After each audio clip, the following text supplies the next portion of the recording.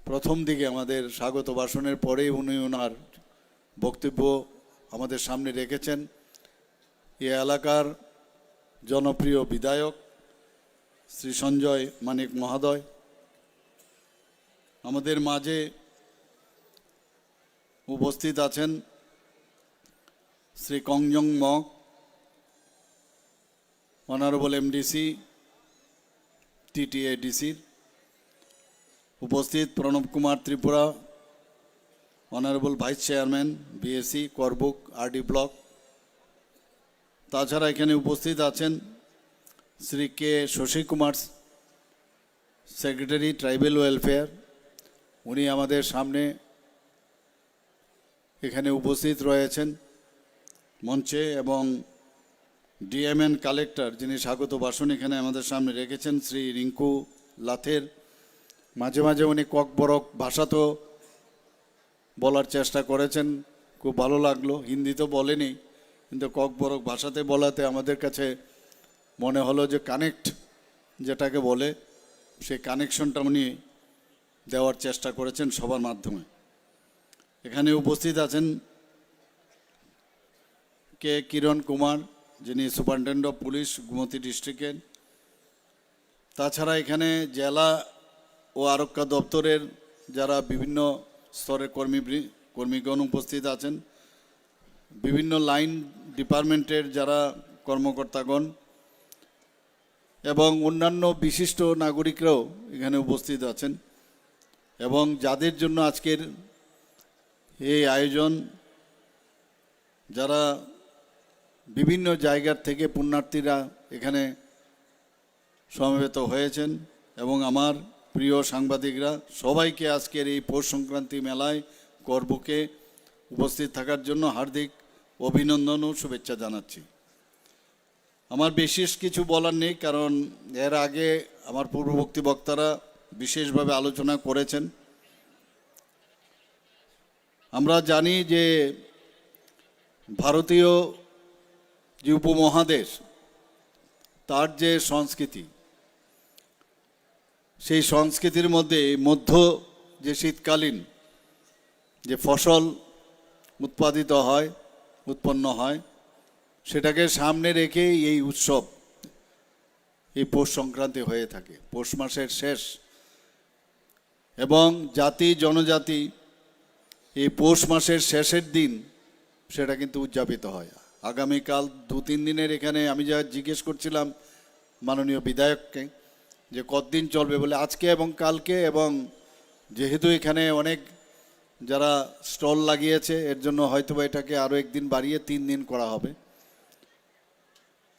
এবং এর যে মেইন যে পারপাস, এটা তো কাহিনী তো বলেছেন আমাদের মাননীয় মন্ত্রী শ্রী শুক্লাচরণ নোয়াতি, এত কাহিনী বলেছেন, আমরা প্রতি বছরই জানি এখানে কেন এই রাইমোর সাইমার যে সঙ্গমস্থল, কিভাবে এখানে তার এই গুমতির উৎপত্তি হয়েছে, সেই বিষয়ে আমাদের সবার জানা।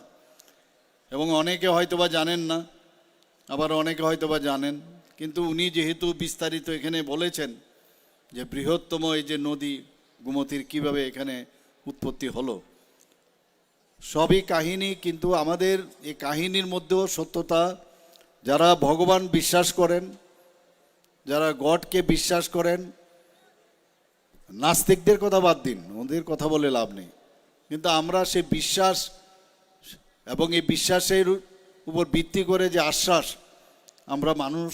আমরা সেইগুলো কিন্তু আমরা সবসময় গ্রহণ করি। এবং যদি আমরা সাইন্টিফিক্যালি দেখি,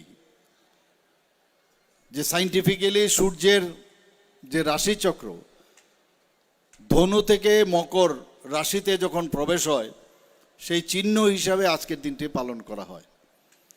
যেহেতু এই যে পরিবর্তন সূর্যের দক্ষিণ থেকে উত্তরমুখী এই যে যাত্রা, সেটা দুটো একসাথে মিলে যায়, তাই এই উৎসবে আমরা সূর্য দেবতাকে আমরা নমস্কার করি এবং ওনার আশীর্বাদ আমরা কামনা করি। এবং এটা একটা নতুন যে শুরুর প্রতীকী হিসাবে আমরা সেটাকে পালন করি। এখানে আমার পূর্ববর্তী বক্তা বলেছেন, এখানে শুধু আজকে আমাদের এখানে না, সারা ভারতবর্ষেই এই প্রথা কিন্তু চলে আসছে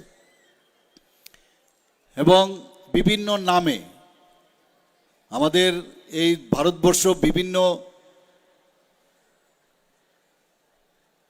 ল্যাঙ্গুয়েজের লোক আছে, বিভিন্ন জাতি, বিভিন্ন জাতের লোক আছে, বিভিন্ন প্রদেশের বিভিন্নভাবে ওনারা ওনাদের কথা বলেন এবং তাদের পূজা পার্বণও নামে খালি আলাদা, মোরাললেস গিয়ে দেখবেন প্রায় একই রকম। এবং খুব মজার বিষয় হচ্ছে এই দিনেই কিন্তু সমস্ত জায়গায় শুধু মানে ত্রিপুরাতে বাঙালি বা জাতি জনজাতি এদের মধ্যে না, পিঠে পুলি ইত্যাদি বানানো হয় এবং অনেক জায়গায় ঘুড়ি উড়ানেরও কাহিনী আমরা শুনতে পাই, পটকাও ফাটানো হয় এবং ফানুস উড়িয়ে এই যে দিনটাকে একটা উদযাপন করার যে একটা অভ্যেস, সেটা যুগ যুগ ধরে চলে আসছে। এখানে রাইমা ও সাইমার যে সঙ্গমস্থল, এটা কবে এখানে শুরু হয়েছিল ইতিহাসে কিন্তু তার হদিশ পাওয়া যায়নি। কত হাজার বছর আগে সেটা শুরু হয়েছিল কেউ নোবডি নোজ।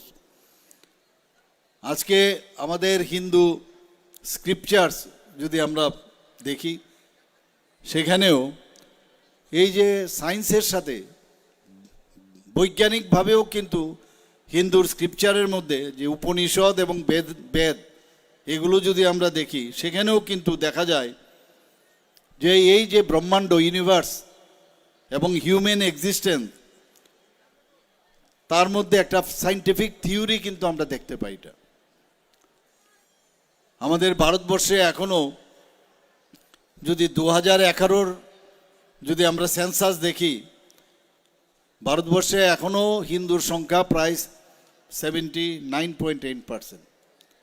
কাজে এখানে হিন্দুদের যে পুরনো কাহিনী, কৃষ্টি, সংস্কৃতি, পরম্পরা এবং ত্রিপুরারও আমাদের এখানে সবাই জানেন যে আমাদের 19টি জনজাতি গোষ্ঠী এবং তাদেরও যে বিভিন্ন জায়গায় আমি যখন যাই, তাদের যে কৃষ্টি সংস্কৃতি সেগুলো আমাদের কাছে একটা রিচ কালচার এবং আমাদের জন্য একটা অলংকার, সেটা ত্রিপুরাবাসীর জন্য। মাননীয় প্রধানমন্ত্রীজি বারবার বলছেন কেউ যেন আমাদের হারিয়ে না যায়। আমরা ব্রডলি 19টি জাতি জনজাতি গোষ্ঠী এখানে আছে। ত্রিপুরাতে জনজাতি, আমাদের জাতি, বাঙালি, মণিপুরি, সংখ্যালঘু সবাই কিন্তু এখানে উপস্থিত আছে। কাজে আমরা সবাইকে নিয়ে একসাথে সবকা সাথ সবকা বিকাশ, বিশ্বাস আর তার প্রয়াস, সেই একসাথে একটা শান্তির মধ্যে, ধরুন আজকের এখানের যে পৌষ সংক্রান্তি উপলক্ষে এই যে মেলার অর্থ সেখানে কিন্তু একটা মেলবন্ধন, মিলন। সেখানে যদি কোনো দেখা যায় যে অমিলের কিছু বিষয় দাঁড়ায়, তাহলে তো জিনিসটা ঠিক হলো না। কাজে এই ধরনের মেলার যে তাৎপর্য সেটা বুঝতে হবে। সব কিছু ভুলে গিয়ে আমরা একসাথে যেমন এই মেলাকে আমরা সুন্দর করব, সুন্দরভাবে তাকে পালন করব, এই ত্রিপুরা রাজ্যকেও আমরা সামনের দিকে এগিয়ে নিয়ে যাওয়ার জন্য একটা নতুন ত্রিপুরা আমরা তৈরি করার অঙ্গীকার। এই ধরনের যখন পার্বণ আসবে, সেখানে কিন্তু আমাদের সেই বিষয়টাও কিন্তু আমাদের অঙ্গীকার করতে হবে। এখানে আমার পূর্ববর্তী বক্তা বলেছেন যে গুমতির যে এই উৎসস্থল, সেখানে সবাই আসেন, এসে অস্থি বিসর্জন, শ্রাদ্ধ, পিতৃতর্পণ এবং পুণ্যস্থান বেশিরভাগ জনজাতি গোষ্ঠীর মানুষেরা এইখানে করেন। কিন্তু এখন বাইরের থেকেও লোক আসেন এখানে, জাতি জনজাতি বাঙালি সবাই আসেন। এবং শুধু তাই নয়, সেখানে যে মিজোরাম পার্শ্ববর্তী যে রাজ্য আসাম, মণিপুর, প্রচুর জায়গার থেকে আমার মাননীয় মন্ত্রী বাহাদুর বলছিলেন যে এখন বাংলাদেশ থেকেও আগে আসতেন প্রচুর পরিমাণে। তো বাংলাদেশের এখন বর্তমান পরিস্থিতির কারণে মানুষ এখানে আসতে পারে না। তো এই তীর্থমুখের যে ইতিহাস এবং তার যে আমাদের ত্রিপুরার ইতিহাসের একটা অলংকার, সেটাকে কিন্তু সারা ভারতবর্ষের লোক সেটাকে জানে। এবং আজকে আপনারা এখানে এই পৌষ সংক্রান্তি মেলা উপলক্ষে যারা এখানে উপস্থিত আছেন সবাইকে আমি হার্দিক অভিনন্দন ও শুভেচ্ছা জানাতে চাই। আমাদের ত্রিপুরাতে অনেক ধরনের ফেস্টিভ্যাল আছে। আমরা সবাই জানি যে এখানে খার্চি পূজার সময় আমরা আনন্দ করি, আমরা গড়িয়া পূজার সময় আনন্দ করি, কেয়ার পূজার সময় আনন্দ করি। বিভিন্ন যেসব পূজাগুলো আছে আমরা সেগুলোকে আমরা ত্রিপুরা সরকারও সাহায্য করে। আমরা এখানে ত্রিপুরা সরকারের জনজাতিদের যতগুলো তাদের কার্যক্রম আছে সেগুলো আমরা চেষ্টা করি আমাদের সরকারের তরফ থেকে সাহায্য করার, যাতে এগুলো হারিয়ে নেওয়া যায়। মাননীয় প্রধানমন্ত্রী যে আসার পর আপনারা লক্ষ্য করেছেন, একদিকে দেশকে যেমন শক্তিশালী করছেন, আরেক দিক দিয়ে বলছেন যে আমাদের যে মূল যে শক্তি সেটা হচ্ছে আমাদের যে অতীত, আমাদের প্রকৃতি। আমরা যে যে ধর্মে আমরা যারা যে যে ধর্মে বিশ্বাস করে সেই বিশ্বাসের মধ্যে আমাদের বেঁচে থাকতে হবে। আমরা এর মধ্যেও দেখলাম যে কাশী বিশ্বনাথ করিডোর, আপনারা সবাই জানেন মাননীয় প্রধানমন্ত্রী প্রথম ফেজে প্রায় 399 কোটি টাকা খরচ করেছেন। অর্থটা কি? এই কাশী বিশ্বনাথ যে লর্ড শিব বারাণসীতে এই টেম্পলের কি অবস্থা ছিল, আজকে আপনারা যান সেখানে, যে is of going, is of doing business এত সুন্দরভাবে সেটাকে ফার্স্ট ফেজে আরও আস্তে আস্তে করে সুন্দর করছে, এগুলো পুনরুদ্ধার করছে। আমাদের ভারতবর্ষে আজকে মুঘলরা এখানে শাসনভার নিয়েছিল এবং শাসন করেছে, পরবর্তী সময়ে ইংরেজরা শাসন করেছে, কিন্তু তারপরেও ভারতীয় যে সংস্কৃতি, ভারতীয় যে ইতিহাস সেটাকে কেউ কিন্তু শেষ করতে পারেনি। আজকে আমরা যদি ইজিপ্টের সভ্যতা দেখি, আমরা যদি গ্রিকের সভ্যতা দেখি, এগুলো কিন্তু মিউজিয়ামে চলে গেছে এখন, কিন্তু ভারত কিন্তু ভারতের জায়গা আছে। এর জন্য বলছে সনাতন। সনাতনের অর্থ কি? মানে কবে ভারতের সভ্যতা শুরু হয়েছে কেউ বলতে পারে না, অর্থাৎ আদিকাল থেকে এই যে সনাতনীর যে ব্যবস্থা, সেটাকে এই ধরনের যে অনুষ্ঠান, সেই অনুষ্ঠানের মাধ্যমে আমাদের নিজেদেরকে পুনরুজ্জীবিত করার, অঙ্গীকার করার একটা সময়।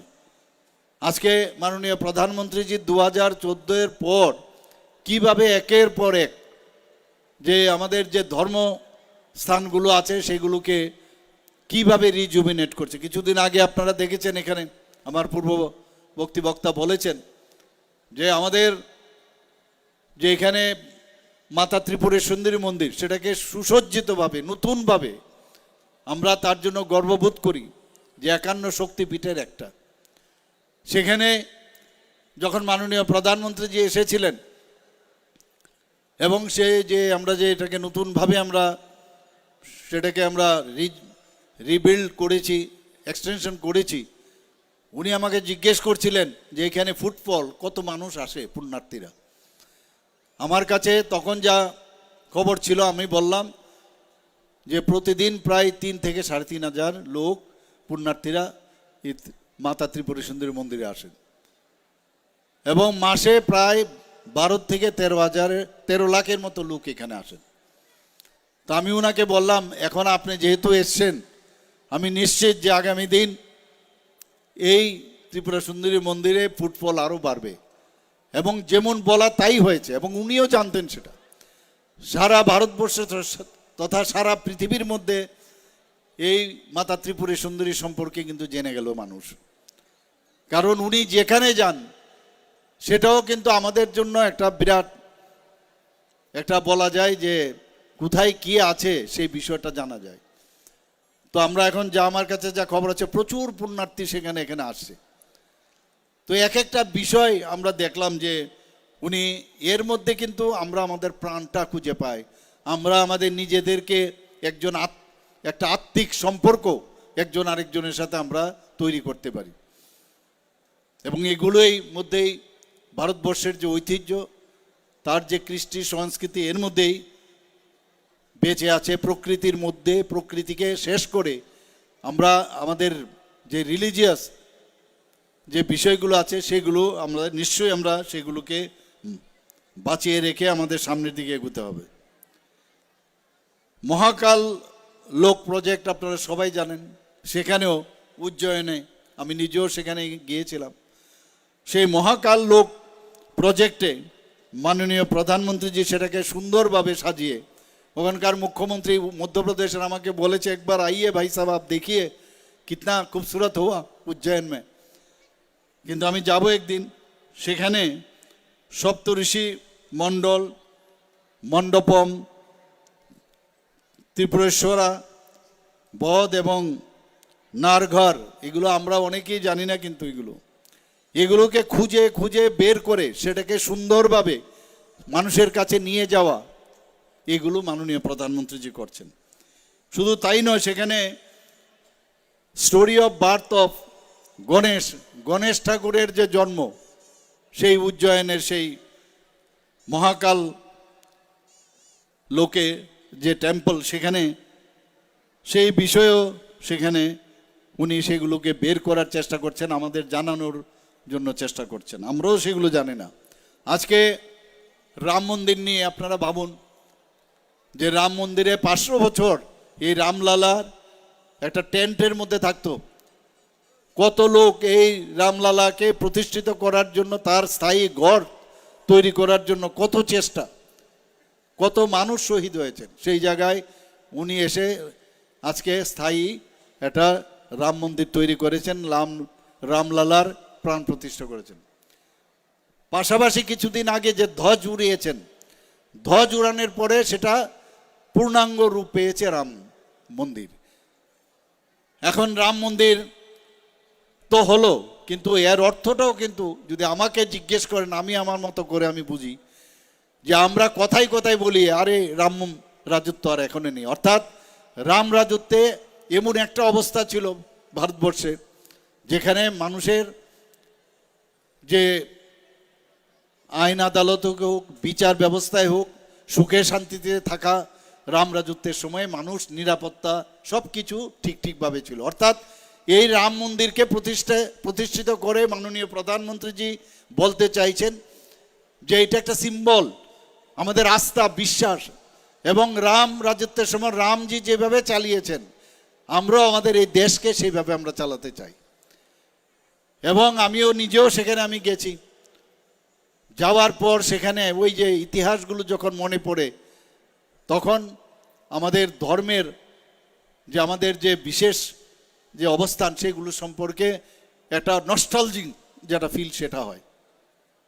আজকে গতকালেই আমাদের বিবেকানন্দজির, স্বামী বিবেকানন্দজির যে 163তম জন্মবার্ষিকী আমরা পালন করেছি। খুব অল্প বয়সে উনি মারা গেছেন।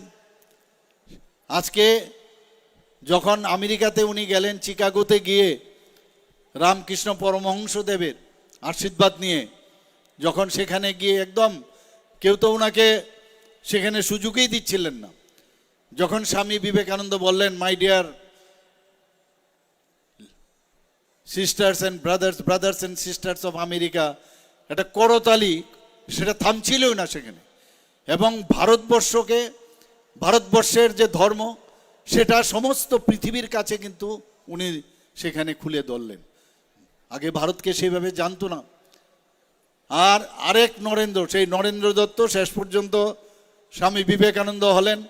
আর আরেক নরেন্দ্র আজকে 2014 পরে, তার আগেও যে মরুভূমির জায়গা ছিল, প্রায় বলতে গেলে 13 বছর মুখ্যমন্ত্রী ছিলেন গুজরাট মডেল আমরা বলি, কি অবস্থা করেছে সেখানে, এত সুন্দর অবস্থা।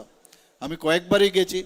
তারেক নরেন্দ্র আজকে এই দেশকে আজকে সুরক্ষিত রেখেছে। এর আগে ভারতবর্ষের কি অবস্থা ছিল। আজকে আমরা আনন্দের সাথে এখানে আমরা এই ধরনের উৎসব পালন করছি। দেশ থাকলে তবে তো আগে আনন্দ পালন করবেন আপনারা। দেশকে সুরক্ষিত আজকে 2014 পরে মাননীয় প্রধানমন্ত্রীজি রেখেছেন। এর আগেও আপনারা দেখেছেন কি অবস্থা ছিল আমাদের। বাইরের থেকে এই পাকিস্তানের যে টেররিস্টরা এসে আমাদের দেশকে আক্রমণ করত, আমাদের যে পার্লামেন্টকে আঘাত করেছে, আক্রমণ করেছে। মুম্বাইয়ের কথা আপনারা চিন্তা করুন, আপনাদের জম্মু অ্যান্ড কাশ্মীরের কথা বলে তো লাভই নেই। আমাদের নর্থ ইস্টার্ন জোনের কী অবস্থা ছিল ভাবুন। সেই জায়গায় আজকে এসে শান্তি প্রতিষ্ঠিত হয়েছে, প্রায় 11টার মতো অ্যাকর্ড হয়েছে। আজকে নর্থ ইস্টার্ন জোনে শান্তি প্রতিষ্ঠিত হয়েছে। পাশাপাশি হীরা মডেল মাননীয় প্রধানমন্ত্রী দিয়েছেন। নর্থ ইস্ট যদি ডেভেলপ না হয়, বারবার বলছেন, তাহলে দেশও ডেভেলপমেন্ট হবে না। আজকে এখানে রেলওয়েতে আমরা আসছি যাচ্ছি, আজকে ইন্টারনেট, কোথায় কোথায় আমরা ইন্টারনেটে এত সুন্দরভাবে আমরা ব্যবহার করতে পারি। আমাদের যে রোডওয়েজ, ন্যাশনাল যে রোড এখন তৈরি হয়েছে এখানে 6টা, প্রায় কাজের শেষের পথে। আরও 4টা ইন প্রিন্সিপাল রাজি হয়েছে। শুধু তাই নয়, এয়ারওয়েজ এত সুন্দরভাবে এয়ারপোর্ট হয়েছে। তো যেখানে শান্তি থাকবে সেখানেই আপনার ডেভেলপমেন্ট হবে। ত্রিপুরাতেও আমরা চেষ্টা করছি, সারা 28টা রাজ্যের মধ্যে আমরা নিচের দিক থেকে 3rd পজিশন এখন ল অ্যান্ড অর্ডার সিচুয়েশনে। তো শান্তি রাখতে হবে এখানে। ত্রিপুরা একমাত্র রাজ্য, আপনারা দেখেছেন এর আগে যে টেররিস্ট গ্রুপগুলো ছিল, কি অবস্থা ছিল আগে। অপহরণ বাণিজ্য একটা এখানে প্র্যাকটিস হয়ে গিয়েছিল। সেই জায়গায় যাদের সময়ে এগুলোর সৃষ্টি হয়েছে, আমরা সবাই জানি কাদের সময় সৃষ্টি হয়েছে।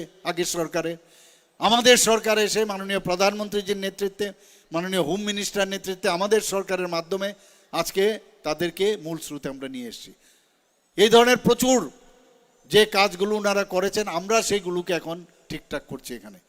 বন্ধুগণ, আপনারা সবাই জানেন জনজাতিদের নিয়ে আমরা কত চিন্তিত। মাননীয় প্রধানমন্ত্রীজি জনজাতিদের উন্নয়ন ছাড়া বারবার বলছেন জনজাতিদের উন্নয়ন আমাদের কাছে প্রায়োরিটি। ত্রিপুরা রাজ্যে 2019 থেকে 2024 পর্যন্ত বিশিষ্টজনেরা, জনজাতি যারা গোষ্ঠীর বিশিষ্টজনেরা, বিশিষ্ট জিনিস নিয়ে যারা লিজেন্ড ব্যক্তি, তাদেরকে 7 জনকে তাদেরকে পদ্মশ্রী, এই জনজাতি গোষ্ঠীর পদ্মশ্রী উপাধি দিয়েছেন। আমাদের মাননীয় প্রধানমন্ত্রীজি যা জীবনে কোনোদিন ভারতবর্ষের ইতিহাসে হয়নি, এক তো মহিলা, সেই মহিলা আবার জনজাতি, অজগায়ের উড়িষ্যার, উনাকে রাষ্ট্রপতি বানিয়েছেন। শুধু তাই নয়, ত্রিপুরার এই রাজ পরিবারের একজন সন্তান আমাদের শ্রী জিষ্ণুদেব বর্মা মহোদয় আমাদের আগে উপমুখ্যমন্ত্রী ছিলেন। এটা তেলেঙ্গানার মতো একটা রাজ্যের রাজ্যপাল বানিয়েছেন। এটা একমাত্র সম্ভব হয়েছে মাননীয় প্রধানমন্ত্রীজির জন্য। আমাদের 19টা জনজাতি গোষ্ঠী আছে। আমাদের সরকার আসার পর যারা সমাজের সাথে যুক্ত আছে, সমাজপতি, তাদেরকে আমরা প্রথমে 2000 টাকা করে তাদেরকে আমরা সাম্মানিক দিয়েছি। কিছুদিন আগে আমরা ডিসিশন নিলাম যে না, তাদেরকে 5000 টাকা করব। যেমন কথা, ক্যাবিনেটে আমরা ডিসিশন নিয়ে 5000 করেছি। একটা ক্যাপিং ছিল যে কেউ যদি জনজাতি গোষ্ঠীর যারা সমাজের জন্য কাজ করবে, তারা যদি কোনো কারণে তারা চাকরি করে বা তারা পেনশন পায়, তাদেরকে দেওয়া যাবে না। আমরা সেটাকে উঠিয়ে দিলাম কিছুদিন আগে ক্যাবিনেটে। উঠিয়ে বললাম না, সবাইকে সমাজের জন্য কাজ করছে, এটা ভাতা না, এটা একটা সাম্মানিক 5000 টাকা করে আমরা দেওয়ার ব্যবস্থা করেছি।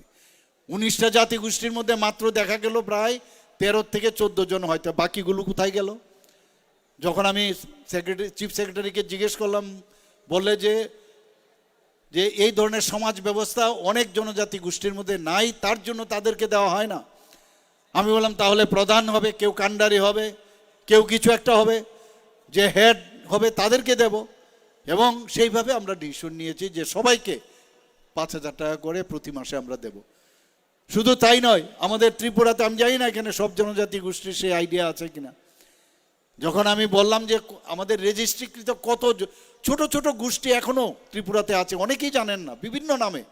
আমি এখন সারা ত্রিপুরায় ঘুরিয়ে অবাক হয়ে আমি তাকিয়ে থাকি যে ত্রিপুরার জনজাতি গোষ্ঠী প্রায় 40+ আরও জনজাতি গোষ্ঠী। আমি বললাম সবাইকে 5000 টাকা করে, তাদের যে হেড আছে, আমি ডিএমদের আমি বলেছি তাদেরকে খুঁজে বের করুন, তারা যেন না হারিয়ে যায়। তাদের যে সংস্কৃতি, আলাদা আলাদা সংস্কৃতি, তাদেরকেও 5000 টাকা করে দেব। আমরা ক্যাবিনেটে ডিসিশন নিলাম জনজাতিদের জন্য এতগুলো যে আমাদের স্কিম হয়, মাননীয় প্রধানমন্ত্রীজি যে স্কিম দিল্লির থেকে পাঠান, আমরা যে স্কিমগুলো করেছি প্রতিটা অফিসের মধ্যে টিসিএস সমকক্ষ সাব ডিভিশনাল লেভেলে, ডিস্ট্রিক্ট লেভেলে এক একজন আমরা অফিসার নিয়োগ করেছি। তার কাজ কি হবে? শুধুমাত্র এই স্কিমগুলো সেগুলো ইমপ্লিমেন্টেশন হচ্ছে কিনা সেগুলো দেখার জন্য। আজকে ভগবান বিরসা মুন্ডার কথা আমি জানি না, আমি তো শুনিনি কোনোদিন নাম। মাননীয় প্রধানমন্ত্রী জি এসে এই ভগবান বিরসা মুন্ডাকে, যিনি নাকি দেশের জন্য প্রাণ বলিদান হয়েছেন, দেশের স্বাধীনতার জন্য যিনি কাজ করেছেন, তাকে সামনে রেখে আজকে বিভিন্ন প্রকল্প উনি করেছেন, আর সবকটা জনজাতি গোষ্ঠীর জন্য। আজকে আমরা ওয়ার্ল্ড ব্যাংক থেকে প্রায় 1400 কোটি টাকা নিয়েছি জনজাতি এলাকায়, সমস্ত স্কুল, রাস্তা, সেখানে ইলেকট্রিসিটি এবং বিভিন্ন ডেভেলপমেন্ট করার জন্য 1400 কোটি টাকা ওয়ার্ল্ড ব্যাংক থেকে নিয়েছি। আজকে আমরা যে ফরেস্ট ডিপার্টমেন্টে আমরা প্রায় 1700 কোটি টাকা এলিমেন্ট প্রজেক্ট আমরা নিয়েছি। সেই জায়গাগুলোও কিন্তু সমস্ত জনজাতি গোষ্ঠী এলাকার তাদের ডেভেলপমেন্টের জন্য বিভিন্নভাবে আমরা করছি। সেখানে একের পর এক আমরা ডেভেলপমেন্টের জন্য জনজাতিদের যাতে উন্নয়ন হয়। আজকে একলব্য স্কুল, কারণ এতদিন ধরে আমরা দেখেছি জনজাতিরা যাতে শিক্ষিত না হতে পারে তার ব্যবস্থা করেছে। 2018 আগে মাত্র 4টে এখানে একলব্য স্কুল ছিল। আমাদের এখানে এখন 21টার মতো একলব্য স্কুল হয়েছে এবং খুবই সুন্দর, শুধু জনজাতিদের জন্য। আমি নিজেও 2-3-4টে আমি ইনোগ্রেশন করেছি, আরও কয়েকটা হচ্ছে। সিবিএসসি প্যাটার্নে এবং ভারতীয় যে তথ্য, ভারতীয়তার উপর ভিত্তি করে তাদের পড়াশোনা। আমরা ওয়েস্টার্ন কালচারে আমরা যেতে চাই না। ভারতকে নালন্দা বিশ্ববিদ্যালয়, তক্ষশিলা এরকম আগে বিদেশ থেকে ভারতে আসতাম পড়তে, এখন সেইভাবে পুনরুদ্ধার হচ্ছে। এই নালন্দা বিশ্ববিদ্যালয়কে আবার নতুনভাবে মাননীয় প্রধানমন্ত্রীজি আবার নতুনভাবে সাজিয়েছে। এখানে প্রায় 12টা একলব্য মডেল রেসিডেন্সিয়াল স্কুল সেটা শুরু হয়ে গেছে, আরও 6টা এই মার্চের মধ্যে শেষ হবে, আরও কয়েকটা এই সামনের বছর হবে। তারপরও আমি কিছুদিন আগে দিল্লিতে গেছি, তার কিছু ক্রাইটেরিয়া আছে যে কোনো ব্লকের ভিতর যদি প্রায় মিনিমাম 50% জনজাতি থাকতে হবে, বা 50% ওইখানে যা লোক থাকবে পপুলেশন তার 50% জনজাতি থাকবে, তবে প্রতিটা ব্লকের মধ্যেই আমাদের এই একলব্য মডেল রেসিডেন্সিয়াল স্কুল হবে। আমি কিছু রিল্যাক্সেশন চেয়ে আমি আরও 15টা যাতে একলব্য স্কুল হয় তার জন্য দিল্লিতে আমি জানিয়ে এসেছি। আমরা সবাই একসাথে আমরা থাকতে চাই। এখানে ডিভাইড অ্যান্ড রোলের মধ্যে থাকলে কারোরই কিছু লাভ হবে না। আজকে এই সংস্কৃতিগুলো আমাদের, একদিকে কালচারাল সংস্কৃতি, আমাদের ইকো ট্যুরিজম, আমাদের বিভিন্ন যে রাজরাজারের যে কৃতিত্ব, সেইগুলোকে আমরা পুনরুদ্ধার করার চেষ্টা করছি একের পর এক।